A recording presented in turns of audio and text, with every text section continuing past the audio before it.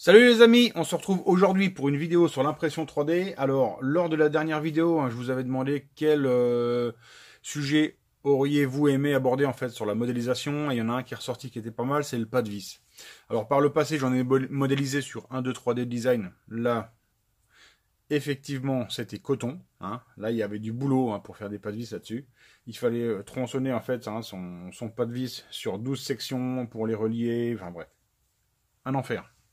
Ici, on regarde sur Fusion 360 et là, c'est vrai que c'est une simplicité enfantine. Allez, on voit tout ça après le jingle.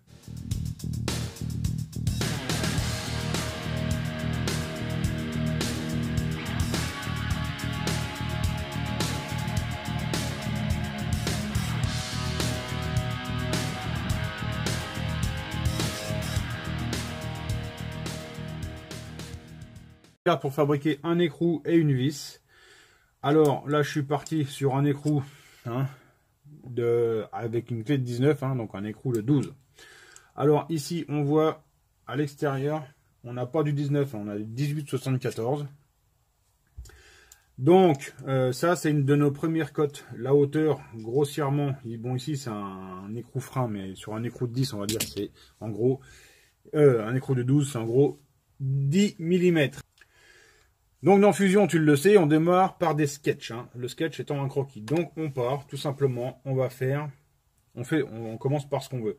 Alors on va commencer par faire le polygone centré. Là on se met, forcément on le fait à plat, posé sur le sol, donc on se met sur la partie du bas. Ici nous voilà à plat. Voilà, on se met au centre et là on tire notre polygone. Alors nous on a dit, on a une cote de 18,75. 18,74. Là, on voit, on est sur le rayon. Donc, ce qui est bien sur Fusion, c'est que tu peux directement marquer 18,74. Et si tu ne sais pas compter, tu mets divisé par 2. Et toc, il t'a calculé directement le bon rayon pour que ça te fasse le diamètre de 18,74. Donc là, en l'occurrence, 9,37. Ok. Alors là, on a déjà la partie, le dessin extérieur de notre écrou. Maintenant, on va s'attaquer à faire la partie intérieure. Donc ici, c'est un perçage de 12. Dans Sketch, je prends le cercle par le centre. Ok, je me mets au centre. Et là, je tire à 12. Ok. Là, grossièrement, j'ai terminé mes sketchs. Avec ça, je peux faire une vis ou un écrou. Alors là, je vais rezoomer, je vais me remettre sur mon dessin, voilà. Allez, on va commencer par l'écrou. Alors tout simplement, on va taper sur Extrude. On sélectionne Extrude. Et maintenant, je monte on a dit de 10. Voilà. Donc là, en gros, mon écrou, il est presque fini. On n'a plus que le pas de vis à faire. Donc, là, c'est là que sur Fusion, c'est vraiment magique. Tout simplement, tu vas dans Créer. Et ici, pas de vis. Tu vois, on sélectionne là où on veut le pas de vis. On clique. Toc, c'est presque fini. Tout simplement, ici, tu vois la taille. Donc, c'est du 12. Ok. Du 12, 175, est-ce que ça te va ou pas? Tu vois, tu peux faire du 12 au pas de 150, 12 au pas de 125. Bref, tu sélectionnes ce que tu veux comme pas de vis. Donc, nous, on va faire du gros pas de vis, du 12 175. Ici, on va le modeler. Pourquoi? En fait, là, tu le vois à l'écran. Il n'est pas réellement modelé, le pas de vis. Enfin, il est à peu près représenté, mais pas trop. Tu vois, là, il y est, là, il n'y est pas. Pourquoi? En fait, c'est pour alléger le logiciel. Parce que là, bon, tu as un pas de vis, ça va. Mais imagine si tu fais une pièce avec 50 pas de vis. Un pas de vis étant constitué de plusieurs petites facettes. Donc, tu imagines bien que tu fais ralentir ton ordinateur. Donc là, on va le modeler. Voilà, ok. Et là, en fait, notre écrou, il est terminé. Je le sélectionne et je appuie sur M, sur Move. Donc là, je le déplace où je veux. Ok. Voilà. En Fusion, ici, tu as tout un panel d'actions possibles. Donc là, je vais venir éteindre. Ici, tu vois mon body, c'est le corps. Je viens l'éteindre, je ne veux plus voir. Et là, je vais venir rallumer le sketch. En fait, le sketch, c'est mon croquis de départ. Et là, je vais faire ma vis. Alors là, tu comprends bien. Je vais prendre le centre. Hop, je vais extruder. Donc là, on va extruder, allez, de 30. Ok. Et maintenant, je vais extruder le tour. Extruder de 10. Ok. Là, je viens me remettre sur mon plan. Là, en fait, on voit ma vis est presque finie. Pris, même opération, créer, pas de vis. Je viens sélectionner ici. Modeler, 1275. Alors là, on voit le pas de vis fait toute la longueur et je ne suis pas obligé de l'avoir sur toute la longueur. Je peux venir sélectionner ou carrément je viens tirer ici pour rallonger du pas de vis ou je mets la cote que j'ai envie d'avoir. Bref. Allez, on va se mettre... Allez, on se met comme ça. C'est juste pour une démonstration. Ok. Moi, je me retrouve avec ma vis et mon écrou. Là, j'ai aucun souci. Si j'imprime ça, c'est fonctionnel. L'imprimante 3D, tu m'excuses, il y a beaucoup de bruit parce que ça souffle. Là, elle est en préchauffage.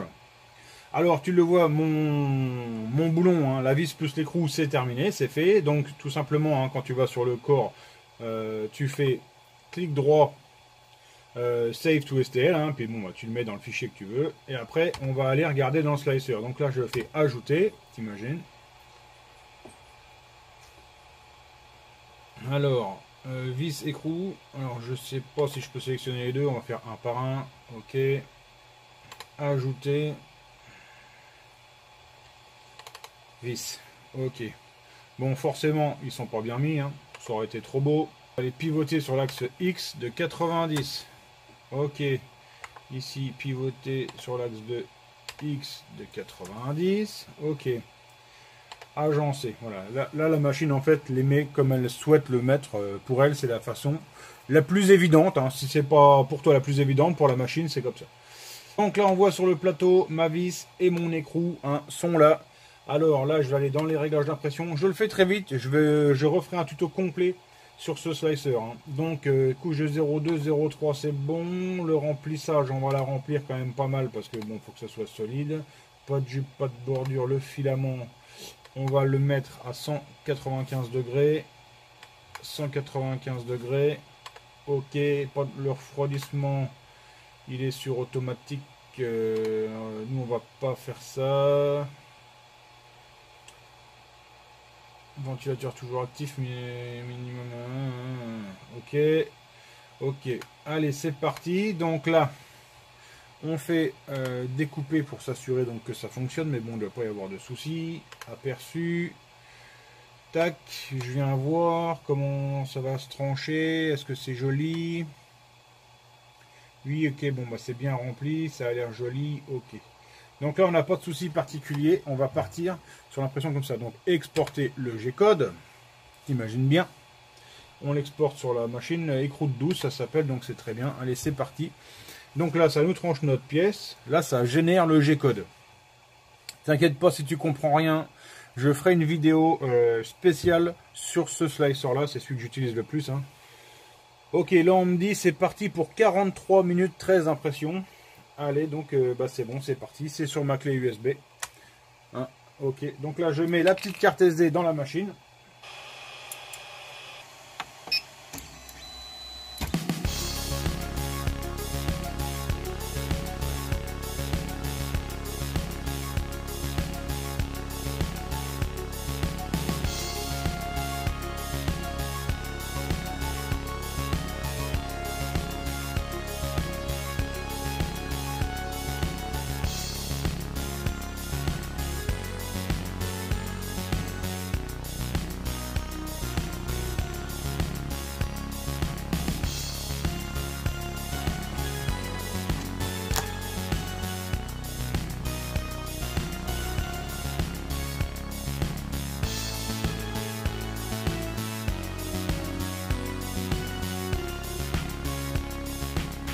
Alors, il est pas beau notre Mach Pro? Bon voilà mes amis, une petite vidéo là sur une vis comme ça. Là c'est vraiment une notion, j'ai survolé etc.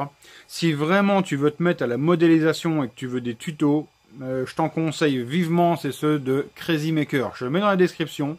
Là franchement tu verras, il y a 10 ou 12 tutos. Et une fois que tu as suivi ces tutos là, franchement sur Fusion 360 tu es quasiment réglé, tu peux quasiment tout faire. C'est des super machins, c'est long, par contre c'est des tutos qui sont longs, ça dure à chaque fois au moins une demi-heure, mais tu peux pas faire des tutos complet, hein, dans des temps comme ça de 10 minutes, comme le format que j'essaie de faire aujourd'hui. J'espère que cette petite vidéo quand même vous aura plu. Je vous souhaite de passer une bonne journée. On se retrouve tout à l'heure, hein, pour ceux qui suivent la chaîne en direct, on se retrouve tout à l'heure pour le live, hein, Tournoi Racing, 19h, 21h. À tout à l'heure, ciao, bye.